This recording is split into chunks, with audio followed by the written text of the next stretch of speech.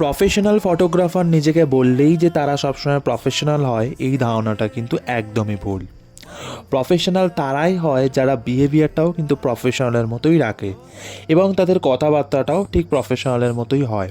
আচ্ছা, তুমি ধরো একটা ফটোগ্রাফার হায়ার করলে একটা মডেল শ্যুটের জন্য, এবং ৪৫ মিনিট দেরি হওয়ার জন্য সেই ফটোগ্রাফার যদি তোমাকে না বলেই সেই লোকেশন ছেড়ে চলে যায় এবং তোমার মডেলও ধরো রেডি, তোমার সব কিছুই সেট আপ ধরো রেডি, সেই পরিস্থিতিতে তোমার ফটোগ্রাফারকে তুমি বারংবার ফোন করা সত্ত্বেও সে যদি কলটা রিসিভ না করে, তাহলে ভাবতে পারছো পরিস্থিতিটা তখন কীরকম হয়। ঠিক এরকম পরিস্থিতিতেই কিন্তু আমাকে আর আমার মডেলকে পড়তে হয়েছিল। তো আমি আগেও যেভাবে মডেল শ্যুটগুলো করে এসেছি, সেদিনকেও আমি একটা মডেল শ্যুট রেখেছিলাম। তো বেসিক্যালি সেটা ছিল দিওয়ালি স্পেশাল একটা মেকআপ লুক, এবং এই লুকটা ক্রিয়েট করার জন্য আমি কিন্তু মডেল হিসেবে নিয়েছিলাম আমার মামিকে। তো আমি কিন্তু আগেই সিটিএমটা করেই নিয়েছিলাম, সেটার আর ভিডিও করা হয়নি, যার জন্য আমি এখানে আর অ্যাড করতে পারলাম না। তো সিটিএম করে নেওয়ার পর আমি কিন্তু ডিরেক্ট আইব্রোটা ফিল আপ করে নিই, এবং আইব্রোটা ফিল আপ করে নেওয়ার পর আজকে কিন্তু আমি একটা half cut crease I create করেছি। যেহেতু এটা একটা দিওয়ালি স্পেশাল লুক, তো আমি ভেবেছিলাম এই লুকটা সফটের ওপর রাখবো না, একটু গর্জিয়াস, একটু গ্ল্যাম যেন ব্যাপারটার মধ্যে থাকে, মানে প্রপার হেভি লুকও না আবার প্রপার সফটও যেন না থাকে, তো মিডিয়াম। তো সেই জন্য আমি একটা half cut crease I create করেছিলাম এখানে, এবং তারপর আমি ইউজ করেছি পিএসির অ্যাকোয়াব্লাস্ট ময়শ্চারাইজারটা, যেটা কিন্তু খুবই ভালো একটা ওয়াটার বেসড ময়শ্চারাইজার।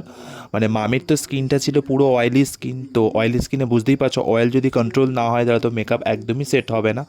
তো সে কারণে আমি এখানে পিএসির অ্যাকোয়াব্লাস্ট ময়শ্চারাইজারটা ইউজ করেছি, যাতে মামির অয়েলটা কিন্তু পুরোপুরি ভালোভাবে কন্ট্রোল হয়। তারপর আমি ইউজ করে নিয়েছিলাম ইনসাইড কসমেটিক্সের একটা কালার কারেক্টিং প্যালেট, কারণ মামির মুখে কিন্তু খুব একটা পিগমেন্টেশন ছিল না, বাট চোখের তলায়, আপার লিপসে কিছু কিছু দাগ ছিল আর কি, যেটা আর কি সচরাচর সবারই হয়ে থাকে। তো সেই জন্য আমি সেটা ইউজ করে নিয়েছি। তারপর আমি ফাউন্ডেশন হিসেবে ইউজ করি রিকোড এবং পিএসি স্পটলাইটের ফাউন্ডেশনটা। পিএসি স্পটলাইটের লাইট শেড এবং রিকোডের ডার্ক শেডটা মিক্স অ্যান্ড ম্যাচ করে আমি মামির শেডের একটা ফাউন্ডেশন তৈরি করি, এবং সেটা মামির ফেসে ভালো করে অ্যাপ্লাই করে বিউটি ব্লেন্ডার দিয়ে ব্লেন্ড করে দিই। দেন আমি ইউজ করি ফরএভার 52 এর একটা লাইট শেডের কনসিলার। তো কনসিলারটা যে যে জায়গায় কনসিলিং করতে হয় সেই সব জায়গায় আমি কনসিলিং করে দিই, এবং বিউটি ব্লেন্ডার দিয়েও কিন্তু খুব সুন্দর আমি ব্লেন্ড করে দিই। কনসিলারটা প্রপার ব্লেন্ড করার পর আমি মামিকে লাইনারটাও পরিয়ে নিই, কারণ আমি তো হাফ কাট ক্রিজ করে আইটা ছেড়ে দিয়েছিলাম, এবং ট্রান্সলুসেন্ট দিয়ে সেট করার পরই আমি লাইনারটা ভালোভাবে পরিয়ে নিই। দেন আমি ইউজ করি এগেইন ফরএভার 52 এর একটা ওয়ার্ম শেডের ব্রোঞ্জার, কারণ মামির ফেসটা ছিল প্রপারই শার্প ছিল, বাট একটু ফেসটাকে শার্প দেখানোর জন্য আমি একটু ব্রোঞ্জিং করে নিই। কন্ট্রোল করলেও হতো, বাট আমার কন্ট্রোল খুব একটা পছন্দ না, মানে কুল শেডের কন্ট্রোল বিশেষ করে।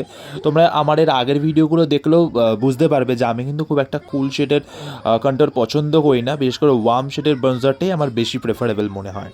ব্রোঞ্জিং করে নেওয়ার পর আমি ইউজ করি সুগারের প্যালেট থেকে একটা পিচ পিঙ্ক কালারের ব্লাশন, কারণ তোমরা তো সবাই জানো ব্লাশন কিন্তু মেকআপের খুবই একটা ইম্পর্টেন্ট পার্ট, কারণ এরপরেই কিন্তু মেকআপের আসল সৌন্দর্য ফুটে ওঠে ব্লাশনের মাধ্যমেই।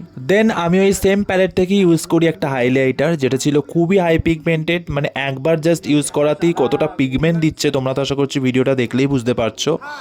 দেন পিএসির ম্যাক্রো ফিনিশ ফিক্সার দিয়ে আমি কিন্তু মেকআপটা সেট করে দিই। আচ্ছা, মেকআপ কমপ্লিট হয়ে যাওয়ার পরেই কিন্তু হয় আমাদের আসল বিপত্তিটা, মানে যেটা তোমাদের ভিডিওর স্টার্টিংয়েই বলেছিলাম যে প্রফেশনাল ফটোগ্রাফার বললেই কিন্তু যে তারা সবসময় প্রফেশনাল হয়, এটা কিন্তু একদমই নয়।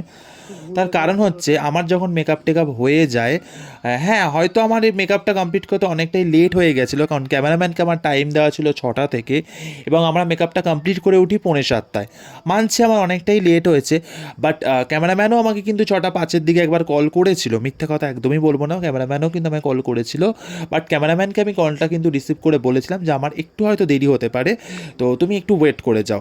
বাট ক্যামেরাম্যান আমাকে তারপরে আর কোনোই কল করে না, কোনোই মেসেজ করে না, এবং আমার যখন মেকআপটা কমপ্লিট হয়ে যায় এবং আমি যখন মামিকে স্টুডিওতে নিয়ে যাই, ক্যামেরাম্যানকে আমি বারংবার কল করি, ক্যামেরাম্যান কিন্তু একবারও আমার কলটা রিসিভ করে না। তখন অগত্যা আমাকে আমাদের আইফোন দিয়েই পুরো শ্যুটটা কমপ্লিট করতে হয়। তো এখানে আমার একটাই বক্তব্য যে সেদিনকে আমাদের নয় আইফোন ছিল বলে আমরা কিন্তু শ্যুটটা কমপ্লিট করে নিতে পেরেছিলাম, তবে ক্যামেরাম্যানদের প্রতি যে আমার বিশ্বাস সেটা কিন্তু একদমই উঠে গেছিলো। সরি, ক্যামেরাম্যানদের বলাটাও উচিত না, ক্যামেরাম্যানটার ওপর যে বিশ্বাস। এনিওয়েজ আমি ক্যামেরাম্যানটাকে একটা কথাই বলবো যে আমার সাথে তুমি যা করেছো প্লিজ অন্য কোনো ক্লায়েন্টের সাথে এই জিনিসটা কিন্তু একদমই করো না। তার কারণ হচ্ছে একটা মডেল শ্যুট করার পেছনে কিন্তু অনেকটাই খরচা থাকে, অনেকটাই খাটনি থাকে। তো একটা মডেলকে সাজিয়ে গুজিয়ে স্টুডিওতে নিয়ে যাওয়ার পর যখন কোনো মেকআপ আর্টিস্ট এটা জানতে পারে যে তার ক্যামেরাম্যান ফোন ধরছে না বা ক্যামেরাম্যান সেখান থেকে চলে গেছে, তখন কিন্তু তার উপরে একটা অনেকটাই তোমার রিস্ক হয়ে যায় সেই শ্যুটটা করা।